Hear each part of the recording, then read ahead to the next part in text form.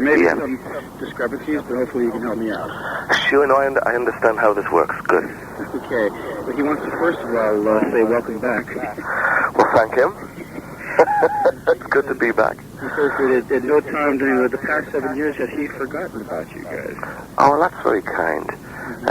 You know, it's you sometimes do worry that people will have got on with their lives and, you know, they're only records, so that's kind of him. And not only that, but of course the younger listeners or younger readers of this magazine Of course. might not even know who you are. How would you go about introducing self-introducing the band?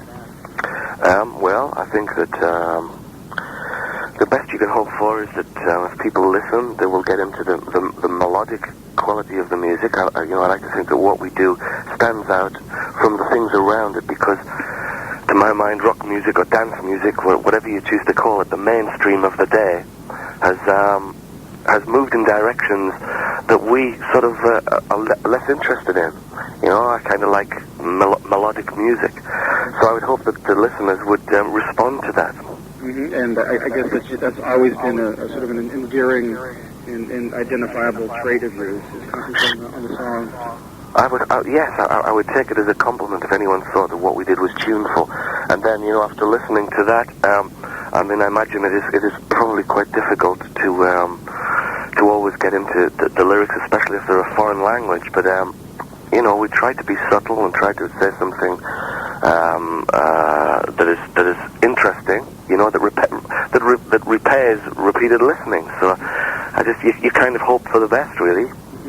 He loves the new album, Andromeda Heights. He says it was well worth the wait. Oh, that's good. That's a good start. That's a good start, yeah.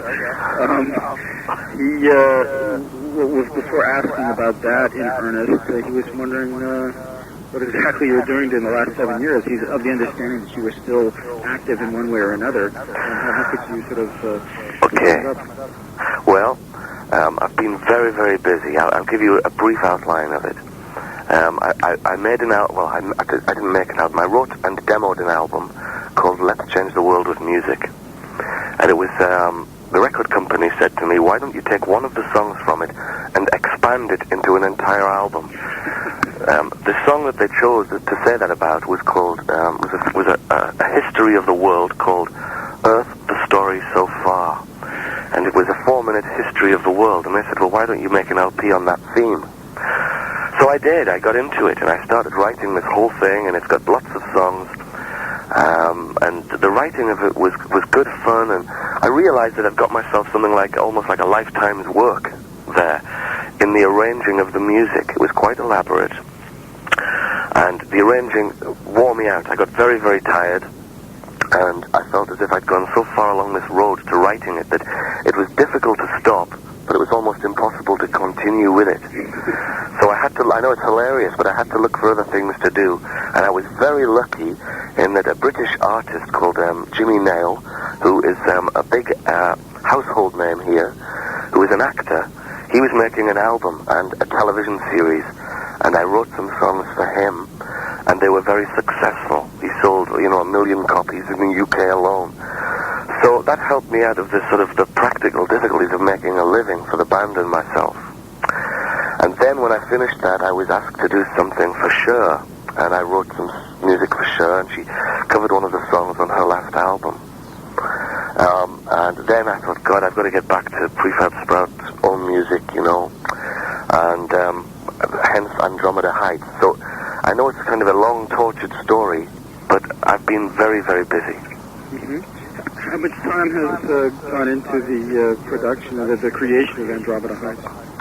Well, I can't easily sum up how long I spent on the songwriting, because I didn't sit down and write them all as a group for the album. I picked them from various bodies of things that I'd written over the years, and some of them were before Jordan the Comeback, our last album. A Prison of the Past, for example, I think I wrote that in 1989, I think.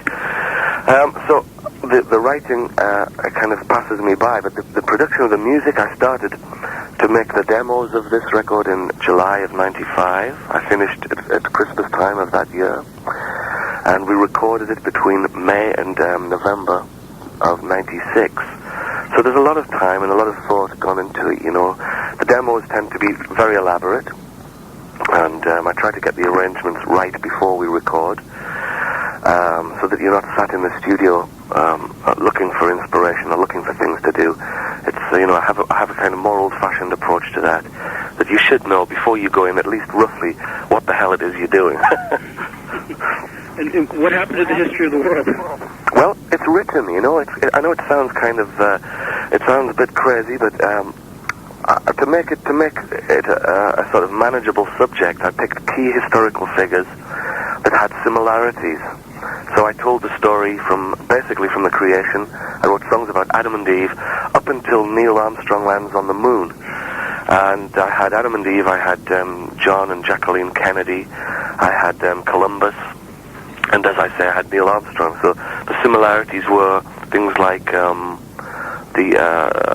relationship between people. So that your first couple and a couple towards the end of the 20th century, or an adventurer like Columbus, a discoverer like Columbus, who you know, had similarities with Neil Armstrong. So I managed to make the whole story of the world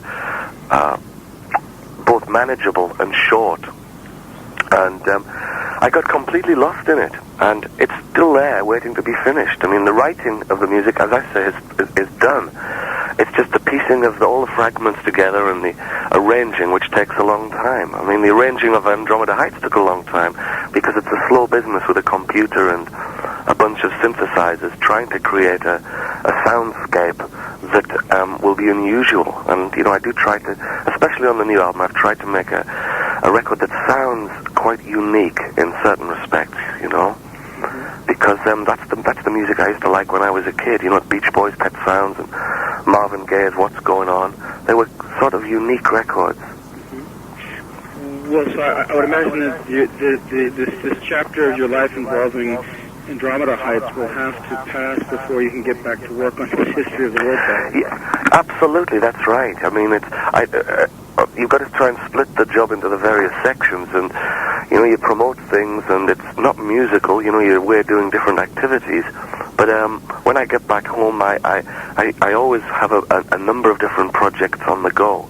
And I should really tell you that Earth Destroy Soul is only one of them, as is Andromeda Heights. I have worked on other batches of songs, because the writing of a song, even if it takes you a little while, you can sort of do it in between other things. You know, you can go back home and sit for a few hours and work at it, or it might come very quickly to you, and it may exist only as a chord chart and a lyric. But at least you can put that on a cassette and file it away until you've time to spend a lot of time turning it into a record. So over 7 years, you might imagine that you can accumulate a hell of a lot of material. Speaking of which, is there any plan to release any of the other stuff that was that accumulated during these past 7 years? Well, there will be. There will hopefully all these things that I've been working on will be released in time. But as you yourself said, you know, the time for Andromeda Heights is now, and you have to spend quite a while working on the promotion of that. But hopefully, I've built a home studio so that myself and the rest of the band can work there. Hopefully, we'll see more of this music soon. You know, I guess certainly not. Sorry, go on, Dave. I'm sorry. I was just there was a note here about protest songs and how in the past you had allowed previous stuff to be released after a certain amount of time had elapsed. That's right. I mean, at least with protest songs, it had been recorded and it sat in the vaults. Whereas this stuff, it's funny. It's kind of like it's in that virtual world between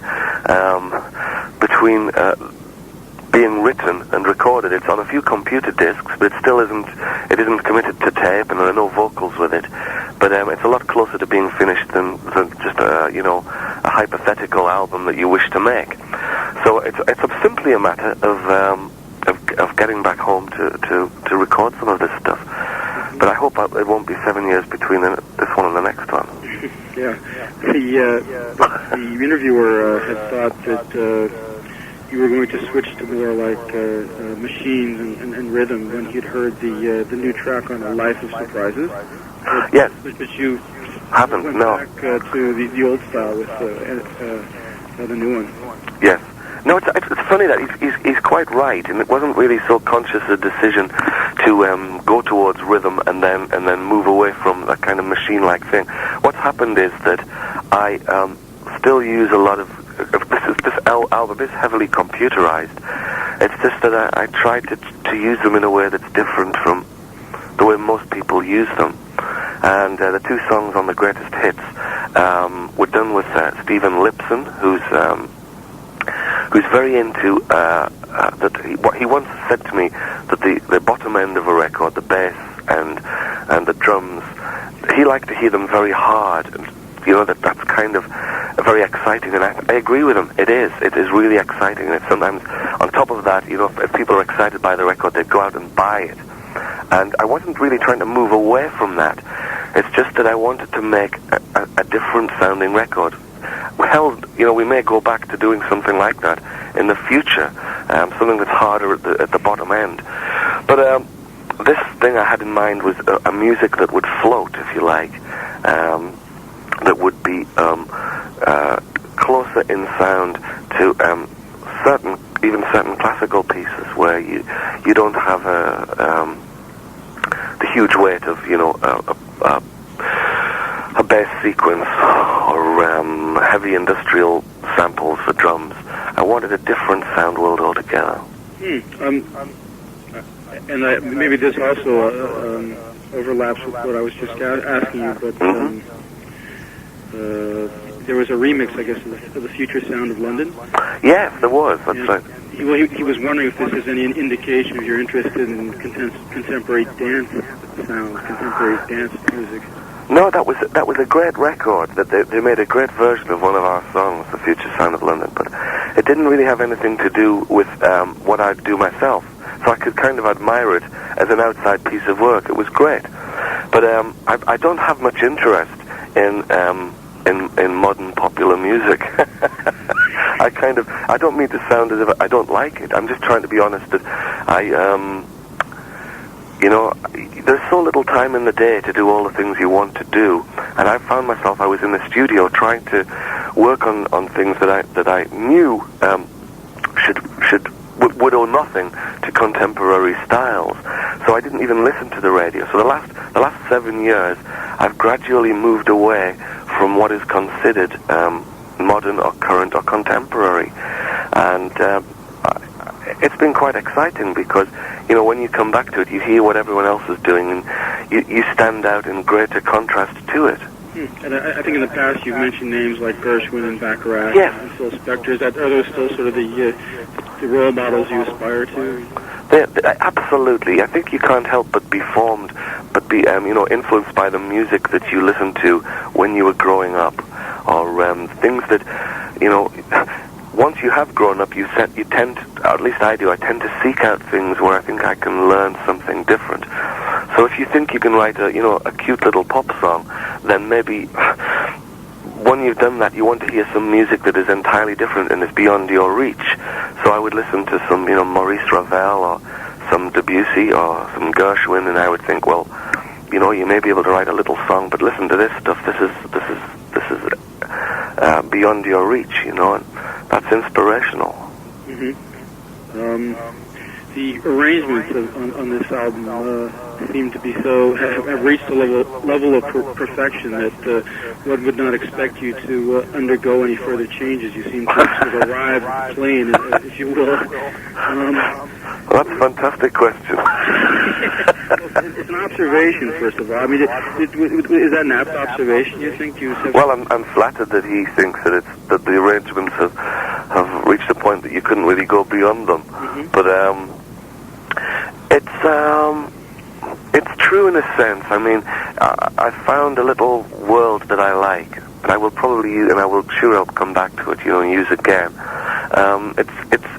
It's not even a matter of trying to make something that's perfect. It's trying to make something that's appropriate for the song that you write. That's the big thing. And a lot of the songs that I write, I'm not really happy to hear them just played with a piano or a guitar. I like to hear them with different layers of instrumentation. So, for example, to go back to the history of the world, Earth, the story so far, will use a similar sound world to Andromeda Heights, and maybe it will go beyond it in certain respects. I hope it does. I mean, I think we could do more unusual things, crossing traditional instruments with computer techniques, and we haven't really got into that on this record. So there are still a lot of areas to go with this approach. It just reminded me with that comment there that you had originally made a solo album that you submitted as a demo, right? And it was from that the History of the World was selected. Well, yes, it wasn't really a solo album. What happens is that when we make records, I prepare a tape before we make the record. So I tend to do that bit of the process largely by myself, just because it's easier working with sequences than it is with a room full of musicians.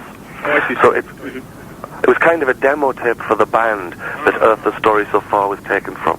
So it is different from a solo album. Okay. Now I was going to ask, whatever happened to all the material you had written other than the story? Well, I'm going to use it. I'm going to use it in the future. It's just, it's not quite as planned as you think. The whole thing, we made a decision to work on the one thing, and before you know it, 6 months have passed, and then you've invested all that time in it, and some of the things get left behind, and they're still worth hearing, and those songs will definitely appear one day. Okay. Getting back to Andromeda Heights here, he says that unlike King of Rock and Roll or Cars and Girls, Andromeda Heights starts out with electric guitars, which, unlike the songs I just mentioned, is it seems to be more of a straight ahead rock and roll anthem type thing, whereas the other ones are more kind of tongue in cheek. Oh no, he's completely off the ball there. Oh. He's completely off the ball. I'll tell you why. Because I thought you were going to say to me that it was very like Cars and Girls. Maybe the humor isn't coming through on it. Electric Guitars is very, to my mind, very much like a Cars and Girls kind of song, in that it is, the humor is not maybe so obvious. Maybe it doesn't, I think it may not translate so well. Some of it is, it's about the Beatles. It's a photograph of the Beatles at the height of their fame.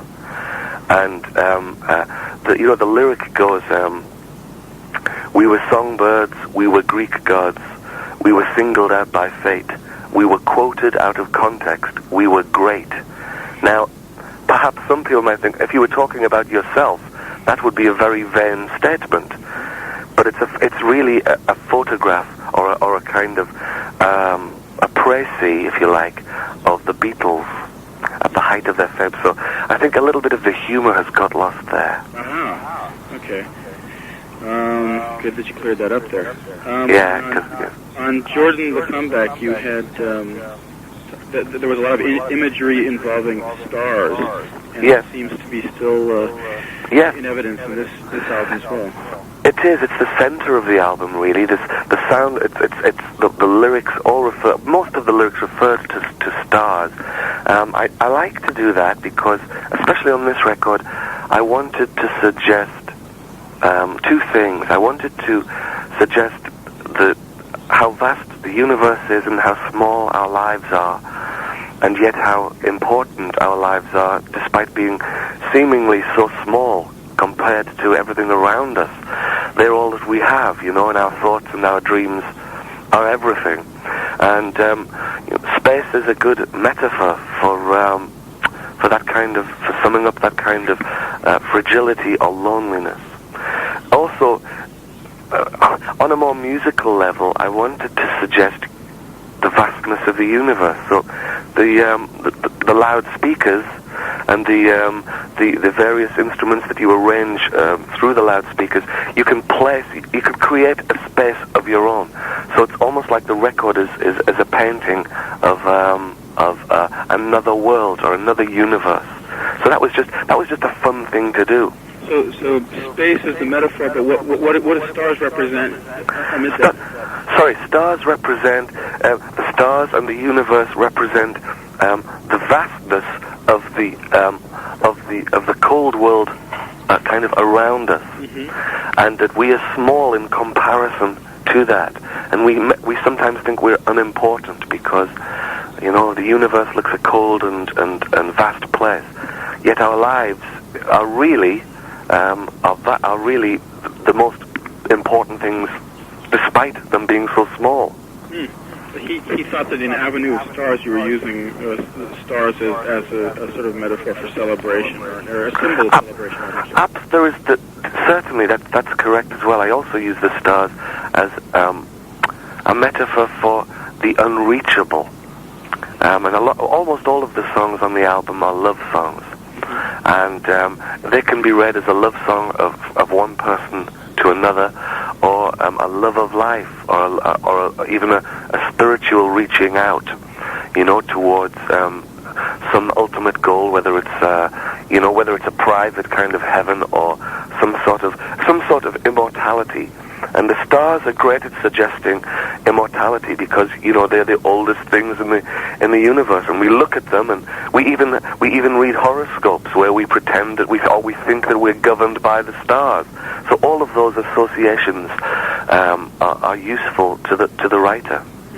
You talk about your songs being mainly love songs. The guy asked, does one need actual experiences on which to base these, or can you just sort of work from your imagination and sense of creativity?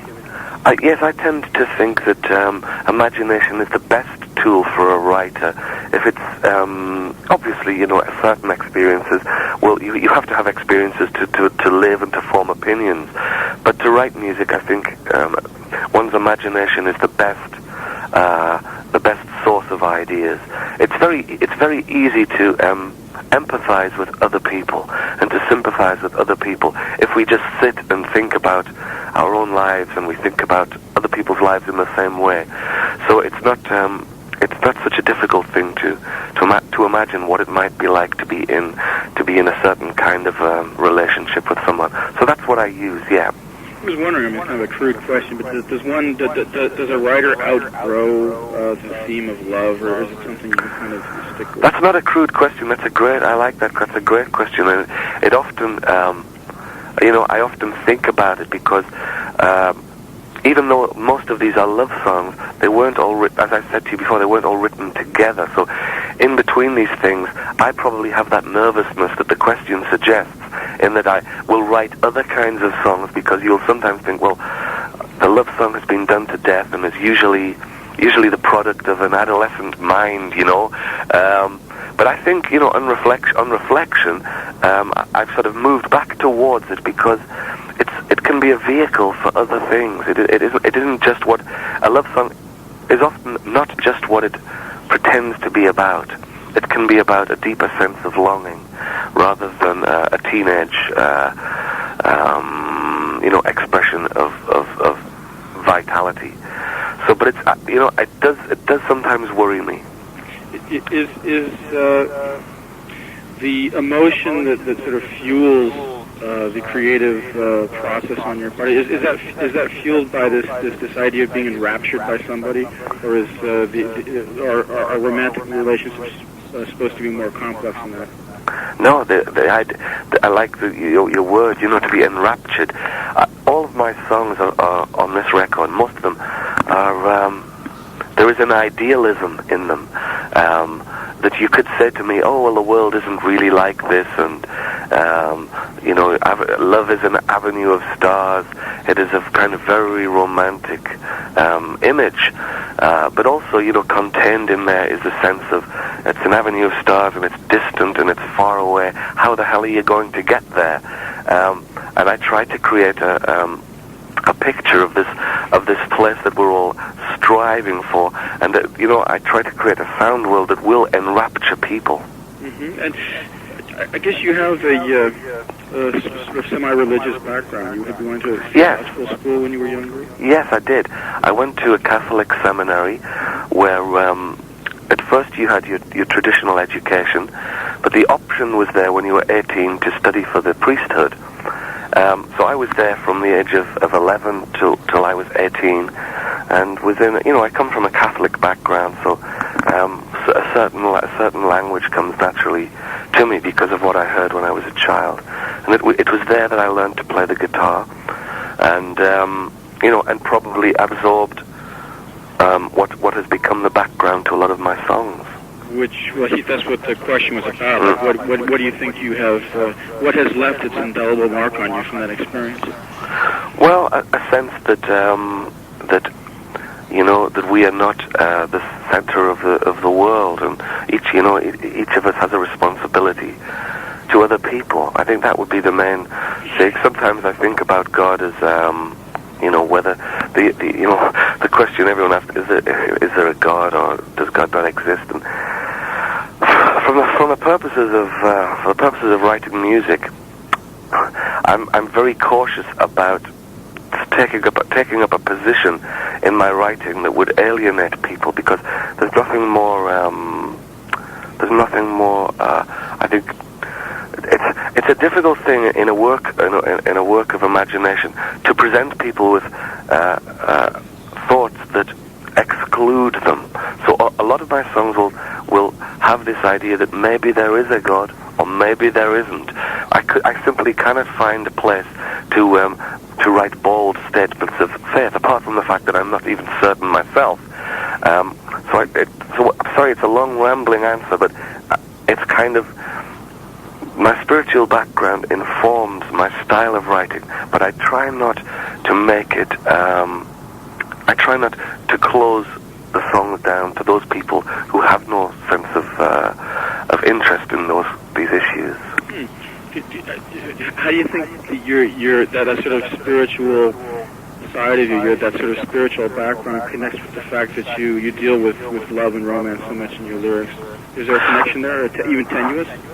No, it's there. I mean, I think there's an ambiguity there, that the love song might be towards towards one person, or it may be towards a more religious, ecstatic sense of union. A lot of the songs on Jordan, so the album before this, Jordan the Comeback, a lot of the songs there suggest that after death there will be a better place to go to. And I find that, a lot of gospel music, even if you don't believe strictly in a kind of Christian view of the world, people in general take a lot of solace and comfort from the notion of rest or peacefulness, or images in gospel music like, crossing Jordan's waters, all of that business. So there's a very close link, as there is in black music, between sexuality and romance, and almost a kind of religious, a yearning for a deep religious experience. That's interesting. Yeah, that does definitely exist in black music. Sure, yeah. This one very interesting observation the interviewer makes is that he has always thought of Prefab Sprout as dealing with romance from a male point of view, or being the type of sending out the type of messages that men are more inclined to feel an affinity for. However, when he wrote the review for Andromeda Heights, he was surprised at all of the letters they got from female readers, who were equally pleased to see you guys coming back. I mean, obviously there's going to be a fairly equal balance among your followers.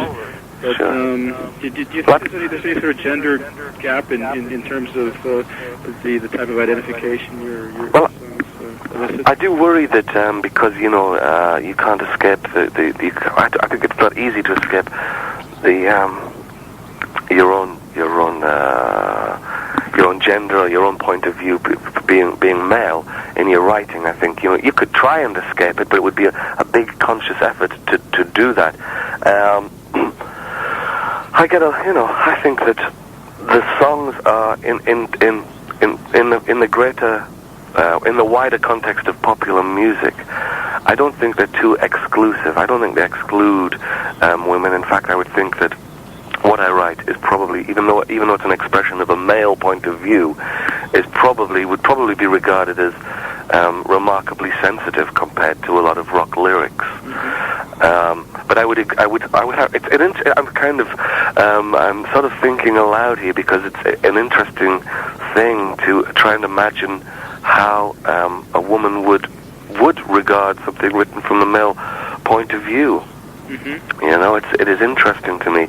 But I'm trying to imagine. I'm mentally going through all the lyrics of the songs, thinking how many of them are exclusive or how many of them are. I don't think too many of them take up an extreme position. I write as a man, but I think a lot of them could be sung by women. Do you know what I mean? Yeah, well, maybe this will help you. He has one line here. Yes, go on. I guess he figures is emblematic of your previous style.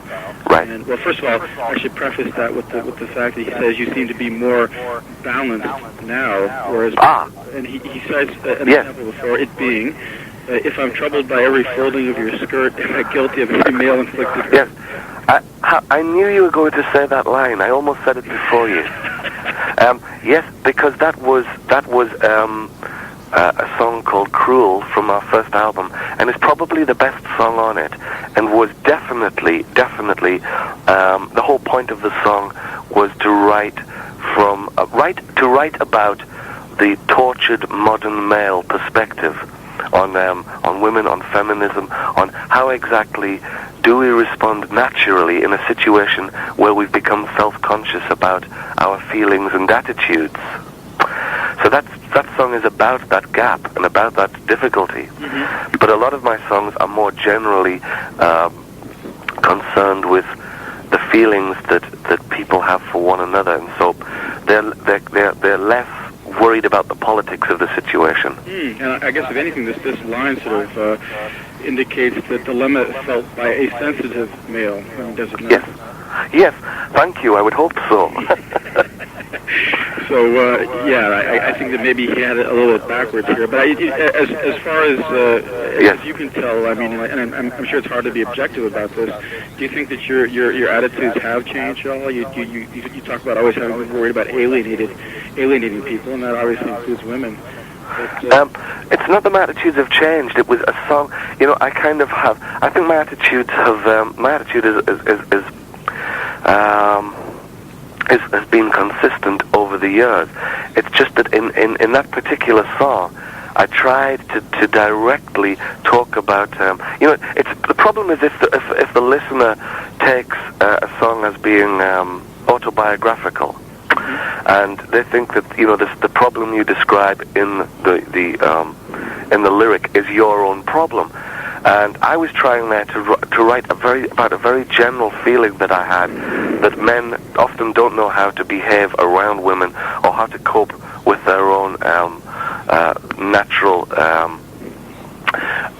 emotional state, and yet I don't know. Maybe I'm making too much of this, but I don't think that there's such a gap between that song and almost any other song I've written. There's not a huge gap. It's just that in that song, I actually talk about it directly. What I'm saying is that on my other songs, you will not find any examples of male, a kind of sexist put down of women. It just doesn't exist anywhere at all. I'm sure that the chap who wrote the questions, he must know that. He must know that. The title Andromeda Heights and what it suggests to him had him a little bit worried that it was your veiled way of sort of saying goodbye to this career, to your position in pop music, and just sort of making this your last grand statement. Right, that's interesting. I'm not quite sure how he arrived at that conclusion. Right, no, sure. But he said this is just finished, once he finished listening to the record and sort of dwelled on that title for a while there, that maybe it was sort of your way of going to infinity and beyond, as they say. I see, right. Well, that's interesting. I mean, it is, well, I'll tell you what the song is about. The song is about a couple who are in love, and they are building a home. And they're not going to use bricks or stone or glass because all of these materials will perish in time. and they decide that they will build a home upon love and respect, and when they've built a fine house with these materials, if you like, they will call it Andromeda Heights, suggesting really their longing for a perfect union. And also, you know, I'm trying to this again, it probably doesn't translate very well, the idea that when you walk past a building and you see the name outside the door, or when you walk past someone's home and you see the name there, usually the names are quite modest, or they suggest a peaceful setting, or a small kind of ambitions, homely ambitions. And I wanted to suggest that this couple had, they longed for, you know, a perfect union that would last forever. Really, that they would be like, almost like, they would not be star-crossed lovers, they would be star-blessed lovers, you know. Yeah. And kind of, you know, if you addresses like Brooklyn Heights, you know, I wanted to suggest that, but then put infinity somewhere in the equation rather than an actual place. So I chose Andromeda. So it's quite touching, his view of that song, but it's altogether more humorous and humble than I think he sees. And that's actually the name you've given the studio as well. And then I called the studio after that. Yeah, I called it after having written the song, and it was my favorite song I'd ever written up until that point. And I had to call the record that. And I thought, as I myself had actually been engaged in a bit of building, you know, getting the room built, I thought it was appropriate to call it Andromeda Heights. Here's an abstract question for you. Are you more concerned with the past, the present, or the future? I'm more concerned with the future in terms of my daily life.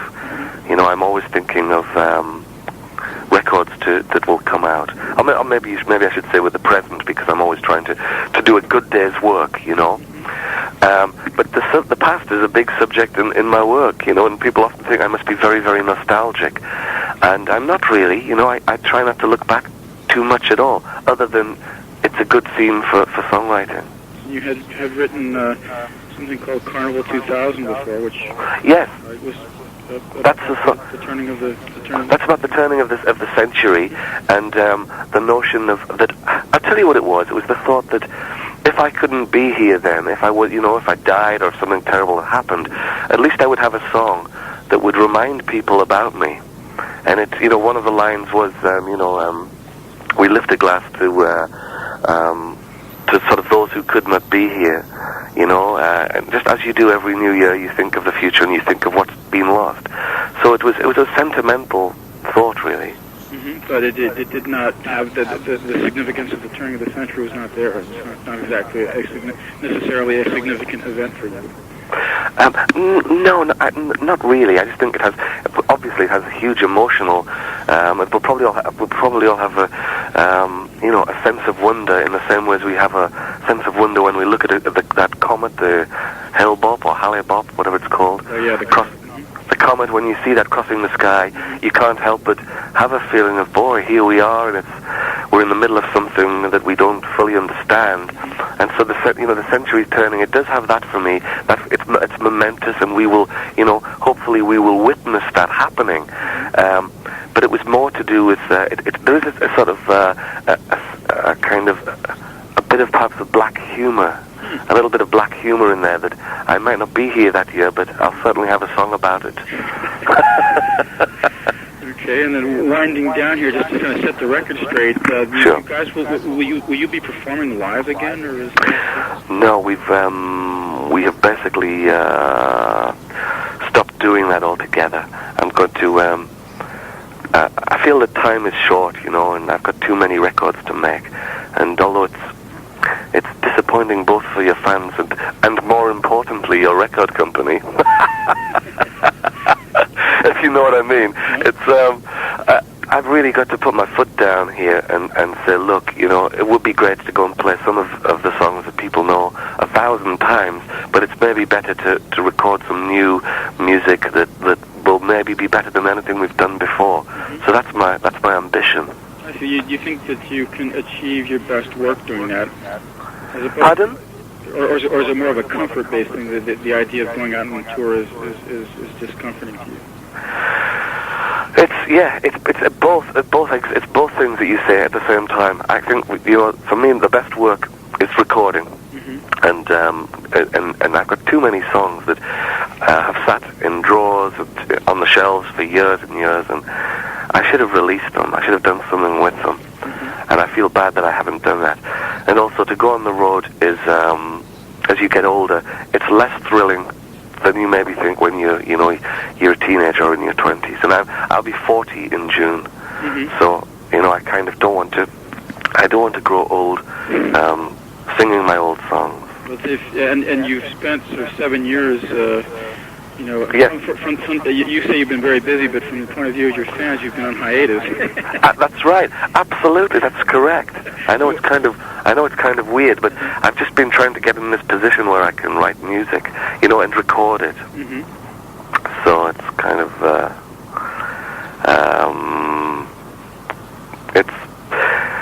it's not a perfect situation, but I'm getting there very slowly. To give you an example, I want to record a lot of music, but that's expensive. It's very difficult to do, and you need a record company to back you in doing that. So if a record company, if you don't play live, a record company would be less inclined to finance your brand projects, and you've got to find ways of financing them yourself, Playing live would be one way to do it. You could maybe raise some money to do that. But I choose to write for other people. That's how I want to raise money for my grand project. So that's what this last 7 years has been a combination of me storing up songs for the future and trying to get in a position to record them. I see. Have you had other offers from other people that you've considered, or? Oh yeah, people ask all the time, but I feel bad mentioning it because there's no way you can really prove it. But I know lots of people who like what I do and would like me to write. I mean, Rod Stewart, I know, is a big fan, and Jimmy Nail, this British artist, he starred in Evita with Madonna. And he played some of my music to Madonna, and he said she was deeply moved and said, would I write for her? But I haven't spoken to her, and would hate people to think I was being presumptuous. So, but it's nice if people are interested in what you do, Yeah. Well, at the time, though, you took offers from Jimmy Nail and Cher. And Cher. Yeah. Which people would consider quite unusual. I see. Okay. No, well, the problem is this, right? With Rod Stewart, I wanted to write something that wasn't like the things that he had done before, and the offer that came, for me to do that came when I was busy working on other music. Jimmy Nail's offer came at the right time, and the first day I sat down to work on it, he sent me some scripts, and it clicked. It came to me very quickly. And then similarly, when I finished that and was asked to write for Cher, I came up with a song very quickly. Now, the things with Rod Stewart or with Madonna, I simply haven't had time because of working on Andromeda Heights to consider it seriously, and I would have to do it properly. And they were just casual offers. When publishers are looking for songs for people, it doesn't mean that, you are the only person in the world, obviously, that's been talked about.